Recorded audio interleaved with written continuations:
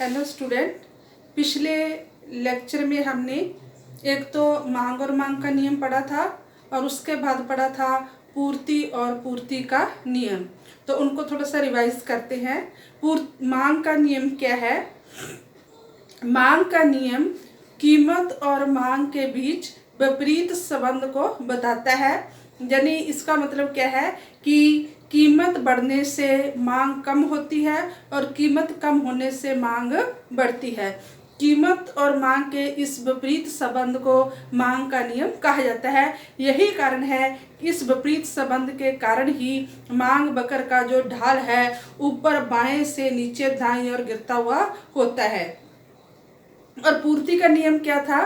पूर्ति का नियम कीमत और पूर्ति के बीच प्रत्यक्ष धनात्मक संबंध को बताता है। पूर्ति का नियम बताता है कि किसी वस्तु की कीमत बढ़ने से पूर्ति बढ़ती है और कीमत कम होने से पूर्ति कम होती है। कहने का मतलब कीमत और पूर्ति दोनों में एक ही दिशा में परिवर्तन होता है। यही कारण है कि पूर्ति वक्र का जो ढाल होता है वो नीचे बाएं से ऊपर दाएं ओर चढ़ता हुआ होता है। तो हमने मांग वक्र भी पढ़ा जिसका ढाल ऋणात्मक होता है और पूर्ति वक्र भी पढ़ा जिसका ढाल जो होता है धनात्मक होता है।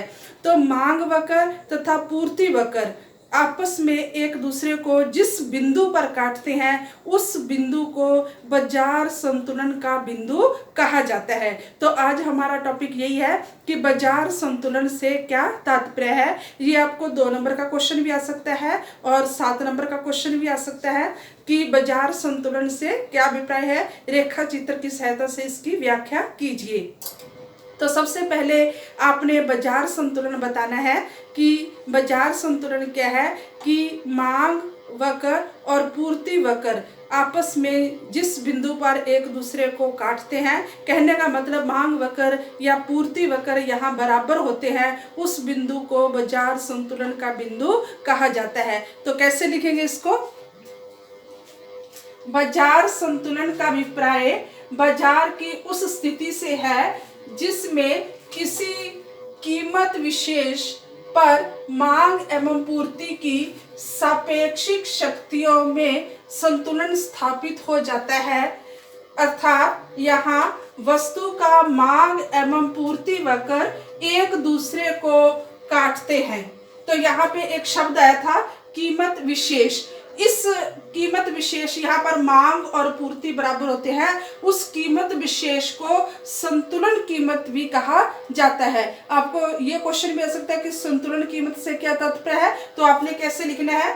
बाजार में मांग एवं पूर्ति के संतुलन से निर्धारित कीमत को संतुलन कीमत कहते हैं। इस संतुलन कीमत पर वस्तु की मांग मात्रा एवं पूर्ति मात्रा में परिवर्तन की कोई प्रवृत्ति नहीं होती। आगे हम अगर ये बाजार संतुलन का अर्थ हो गया तो इसके बाद आपने क्या लिखना है? बाजार संतुलन की व्याख्या। व्याख्या में आपने क्या करना है? एक तो तालिका बनानी है और उस तालिका के अकॉर्डिंग ही आपने रेखा चित्र बनाना है। कैसे, वो भी हम करते हैं। पहले हम तालिका बनाएंगे। यहां लेते हैं कीमत प्रति इकाई रुपयों में, और दूसरी तरफ हम लेते हैं एक्स वस्तु की मांग मात्रा,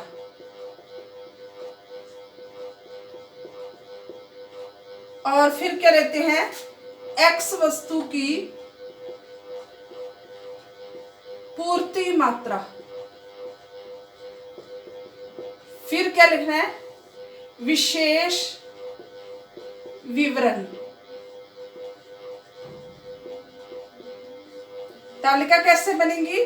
मान लो कीमत बढ़ रही है 1, 2, 3, 4, 5 रुपए। तो आपको पता है कि किसी वस्तु की, हमने मांग का नियम पढ़ा था कि किसी वस्तु की कीमत और मांग मात्रा में विपरीत संबंध पाया जाता है। कहने का मगर अगर कीमत बढ़ती जाती है तो मांग हमारी कम होती जाएगी। सपोज पहले 1000 इकाई खरीदते थे, फिर 800 इकाई, फिर 600 इकाई, फिर 400 इकाई, फिर 200 इकाई। कीमत बढ़ती गई, मांग कम होती गई। फिर क्या है, एक्स वस्तु की पूर्ति मात्रा। हमें पता है, पूर्ति के नियम में पढ़ा है कि कीमत और पूर्ति में प्रत्यक्ष धनात्मक संबंध पाया जाता है। अगर हमारी कीमत यहाँ पे बढ़ रही है तो सप्लाई भी बढ़ेगी। पहले है 200, 400, 600, 800, 1000। अब देखो, जब 1 रुपए कीमत थी, मांग थी 1000 इकाई और पूर्ति थी 200, यानी यहाँ पे मांग ज्यादा है।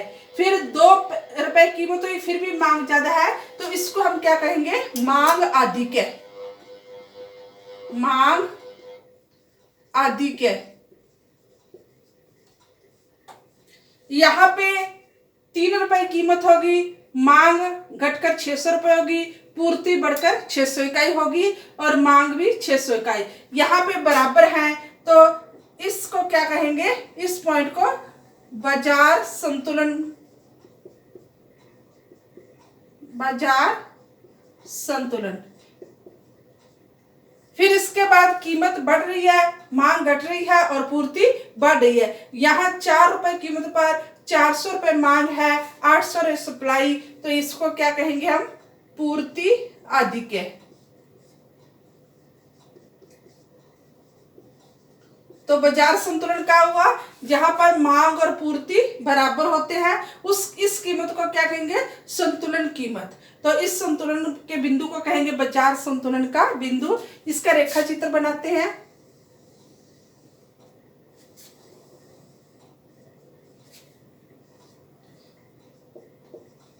यहां पे लेंगे मांग व पूर्ति मात्रा, मांग व पूर्ति मात्रा, और ओ वाई अक्ष पे क्या लेंगे, कीमत रुपयों में।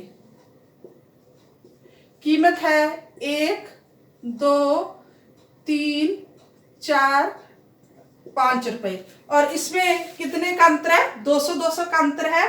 तो ये भी 5 है, तो 200 200 का अंतर, ये भी 5 है, तो 200 200 का अंतर ले लेते हैं हम। यहाँ पे लेंगे 200, 400, 600, 800, 1000। जब 1 रुपए कीमत है, मांग है 1000,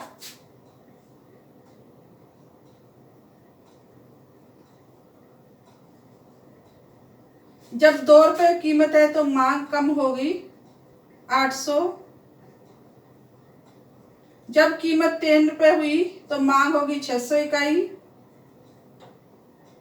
जब कीमत और बढ़ गई 4 तो मांग होगी 400 इकाई, कीमत और बढ़ जाती है तो मांग कम होकर 200 इकाई। इन बिंदुओं को अगर हम जोड़ेंगे तो ये हमारा क्या आ गया, डिमांड वक्र, जिसका ढाल के ऊपर बाएं से नीचे दाईं ओर। अब सप्लाई, जब कीमत 1 है तो 200 इकाई, 1 है तो 200, 2 है तो 400, 3 है तो 600, 4 है तो 800, 5 है तो 1000। इन बिंदुओं को अगर हम मिलाते हैं तो ये हमारा आ गया सप्लाई वक्र। यहां पर मांग और पूर्ति एक दूसरे को काटती है, ये है ई पॉइंट, इक्विलिब्रियम, और इसको क्या कहेंगे, इस पॉइंट को बाजार संतुलन का बिंदु।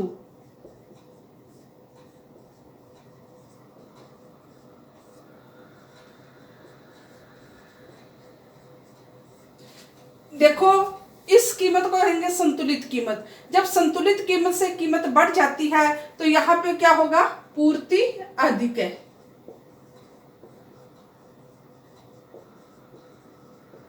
जब मांग कम है, पूर्ति ज्यादा है, तो अपने आप कीमत कम हो जाएगी। लेकिन 3 रुपए से जब कीमत कम होती है तो यहाँ पे सप्लाई कम है, मांग ज्यादा है, इसे कहेंगे मांग अधिक है।